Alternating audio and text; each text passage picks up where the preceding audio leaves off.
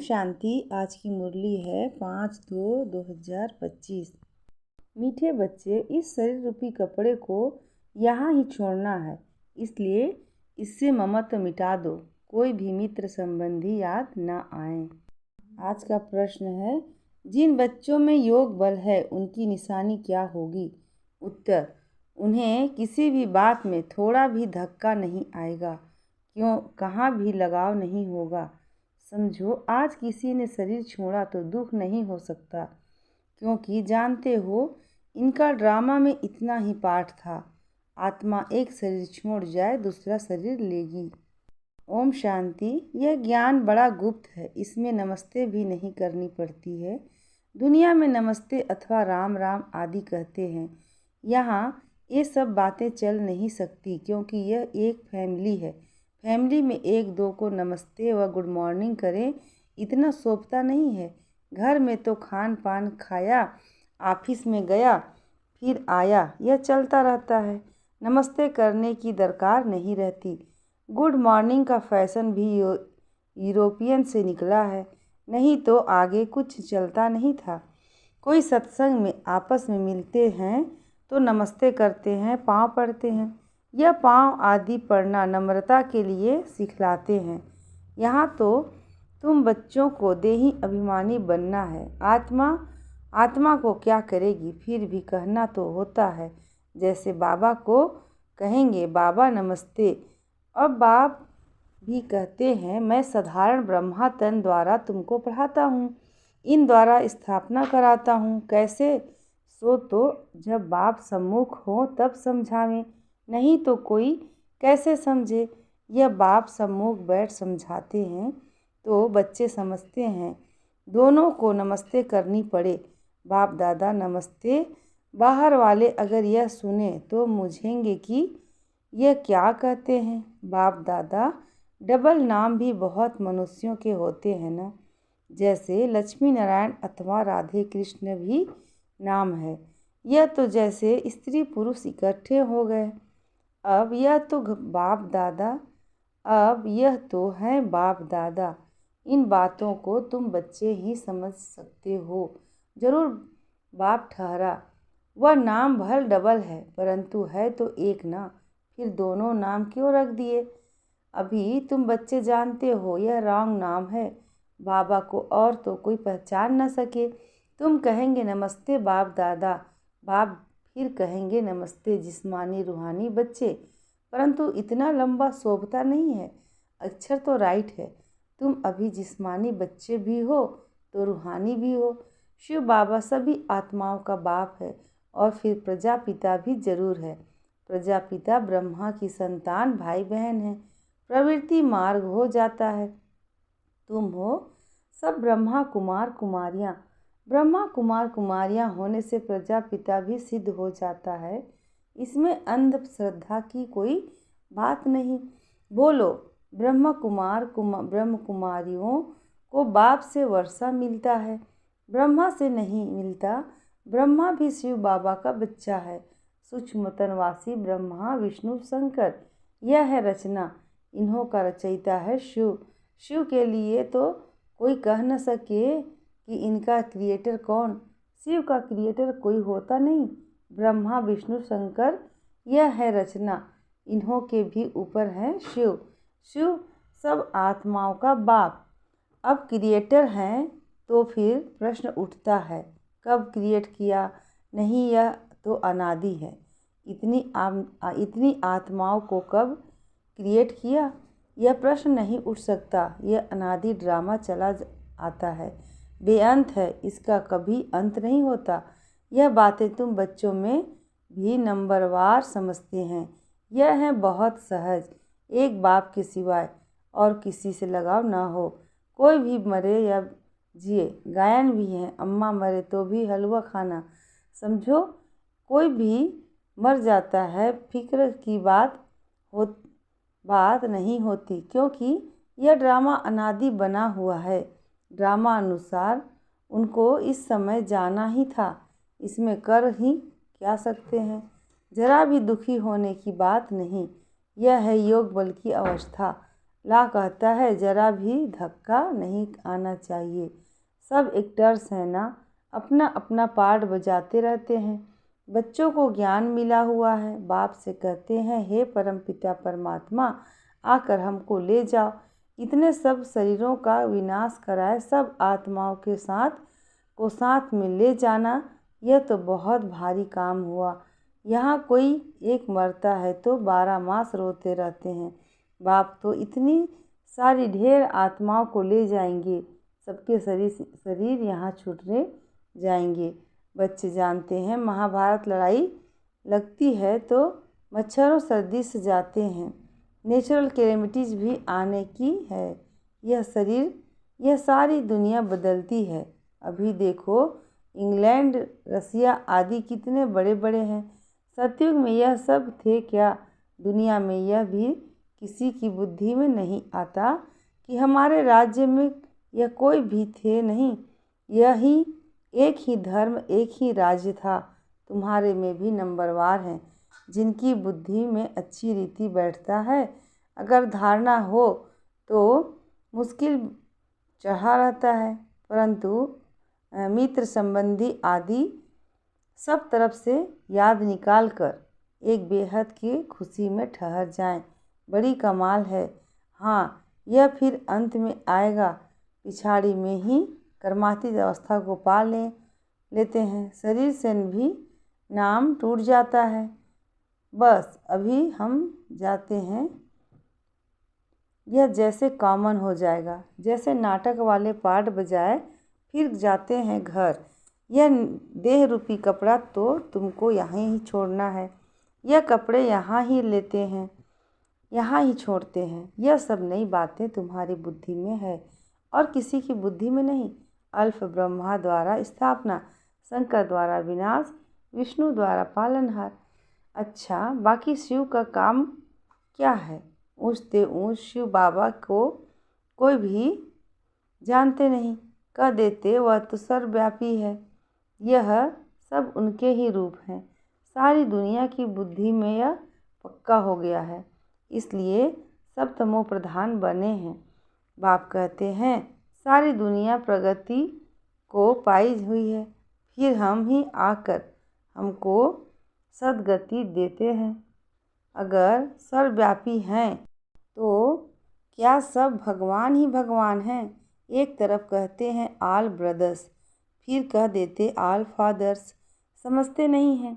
अब तुम बच्चों को बेहद का बाप कहते हैं। बच्चे, मुझे याद करो तो तुम्हारे विकर्म विनाश होंगे। तुम्हें इस दादा को व मम्मा को भी याद नहीं करना है। बाप तो कहते हैं कि न मम्मा न बाबा, कोई की महिमा कुछ भी नहीं है। शिव बाबा ना होता तो यह ब्रह्मा भी क्या करता? इनको याद करने से क्या होगा? हाँ, तुम जानते हो इन द्वारा हम बाप से वर्षा ले रहे हैं, इनसे नहीं। यह भी उनसे वर्षा लेते हैं तो याद उनको करना है। यह तो बीच में दलाल हैं। बच्चे और बच्ची की सगाई होती है तो अब याद तो एक दूसरे को करेंगे ना। शादी कराने वाला तो बीच में दलाल ठहरा। इन द्वारा बाप का तुम आत्माओं की सगाई अपने साथ कराते हैं, इसलिए गायन भी है। सतयुग सदगुरु मिला दलाल के रूप में। सदगुरु कोई दलाल नहीं है, सदगुरु तो निराकार है। भल गुरु ब्रह्मा गुरु विष्णु कहते हैं, परंतु वह कोई गुरु है नहीं। सतगुरु एक बाप ही है जो सर्व की सदगति करते हैं। बाप ने तुमको सिखाया है, तुम औरों को भी रास्ता बताते हो और सबको कहते हो कि देखते हुए भी नहीं देखो। बुद्धि शिव बाबा से लगी रहे। इन आँखों से जो कुछ देखते हो कब्र दाखिल होना है।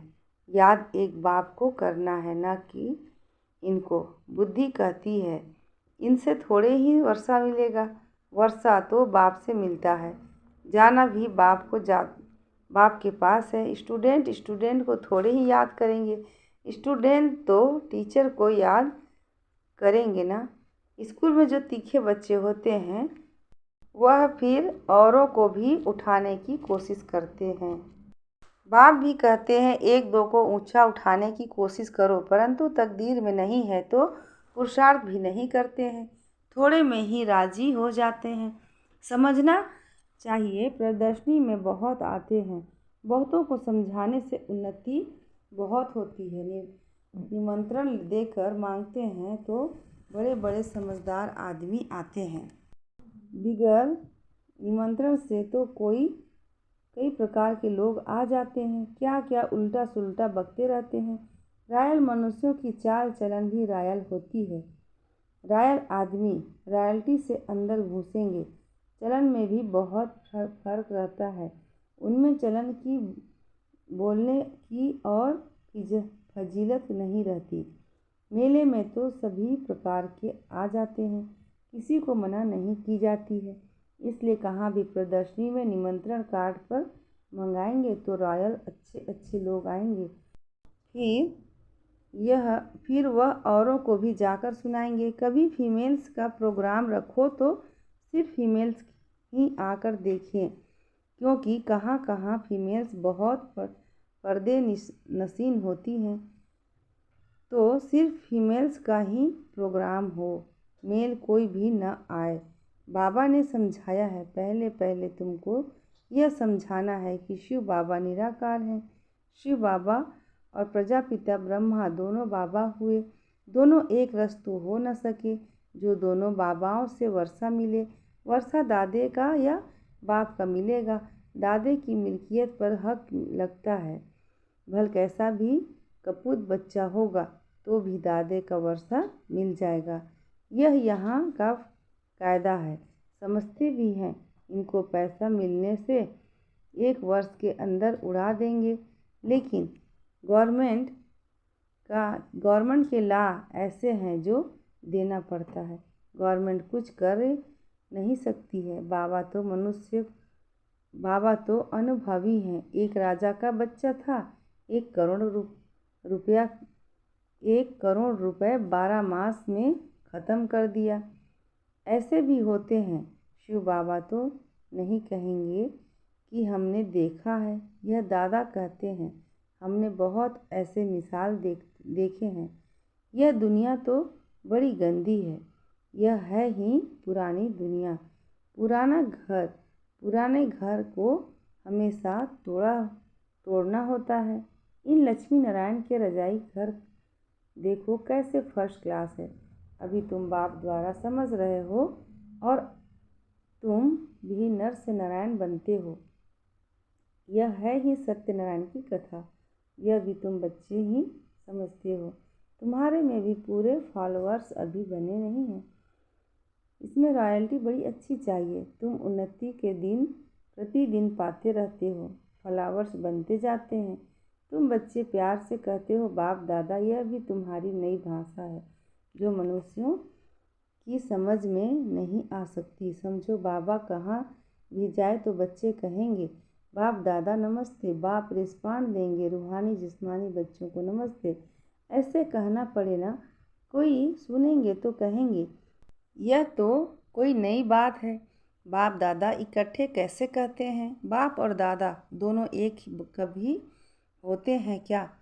नाम भी दोनों के अलग हैं। शिव बाबा, ब्रह्मा दादा। तुम इन दोनों के बच्चे हो। तुम जानते हो इनके अंदर शिव बाबा बैठा है। हम बाप दादा के बच्चे हैं। यह भी बुद्धि में याद रहे तो खुशी का पारा चढ़ा रहे।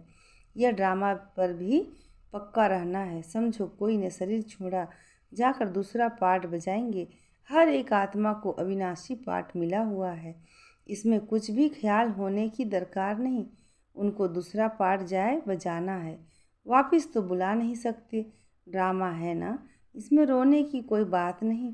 ऐसी अवस्था वाले ही निर्मोही राजा जाकर बनते हैं। सतयुग में सब निर्मोही होते हैं। यहाँ कोई मरता है तो कितना रोते हैं।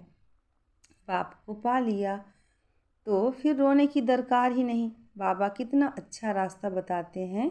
कन्याओं के लिए तो बहुत अच्छा है। बाप फालतू पैसे खर्च करें और तुम जाकर नर्क में पड़ो, इससे तो बोलो हम इन पैसों से रूहानी यूनिवर्सिटी कम हॉस्पिटल खोलेंगे, बहुतों का कल्याण करेंगे।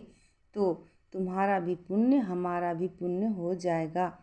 बच्चे खुद भी उत्साह में रहने वाले हो कि हम भारत को स्वर्ग बनाने के लिए तन मन धन सब खर्च करेंगे। इतना नशा रहना चाहिए। देना है हो तो दो, न देना हो तो न दो। तुम अपना कल्याण और बहुतों का कल्याण करने नहीं चाहते हो। इतनी मस्ती होनी चाहिए। खास कुमारियों को तो बहुत बड़ा होना चाहिए। अच्छा, मीठे मीठे सिक्की रधे बच्चों प्रति माता पिता बाप दादा का याद प्यार और गुड मॉर्निंग। रूहानी बाप की रूहानी बच्चों को नमस्ते और हम रूहानी बच्चों की रूहानी माता पिता बाप दादा को याद प्यार गुड मॉर्निंग और नमस्ते। शुक्रिया बाबा, शुक्रिया। धारणा के लिए मुख्य सार है। पहला, अपनी चाल चलन बहुत रॉयल रखनी है। बहुत फजीलत से बातचीत करनी है। नम्रता का गुण धारण करना है। दूसरा, इन आँखों से जो कुछ दिखाई देता है यह सब कब्र दाखिल होना है, इसलिए इसको देखते भी नहीं देखना है। एक शिव बाबा को ही याद करना है, किसी देहधारी को नहीं। आज का वरदान है, मास्टर ज्ञान सागर बन, गुड़ियों का खेल समाप्त करने वाले स्मृति सो समर्थ स्वरूप भव। मास्टर ज्ञान सागर बन, गुड़ियों का खेल समाप्त करने वाले स्मृति सो समर्थ स्वरूप भव। डिटेल है, जैसे भक्ति मार्ग में मूर्ति बनाकर पूजा आदि करते हैं, फिर उन्हें डुबो देते हैं, तो आप उसे गुड़ियों की पूजा कहते हो। ऐसे आपके सामने भी जब कोई निर्जीव असार बातें, ईर्ष्या, अनुमान, आवेश आदि की आती है और आप उनका विस्तार कर अनुभव करते या कराते हो कि यही सत्य है, तो यह भी जैसे उनमें प्राण भर देते हो। फिर उन्हें ज्ञान सागर बाप की याद से बीती कर स्व उन्नति की लहरों में डुबोते भी हो। लेकिन इसमें भी टाइम तो वेस्ट जाता है ना, इसलिए पहले से ही मास्टर ज्ञान सागर बन स्मृतियों सो समर्थी भव के वरदान से इन गुड़ियों का खेल को समाप्त करो। आज का स्लोगन है, जो समय पर सहयोगी बनते हैं उन्हें एक का पदम गुना फल मिल जाता है। जो समय पर सहयोगी बनते हैं उन्हें एक का पदम गुना फल मिल जाता है। अच्छा, ओम शांति।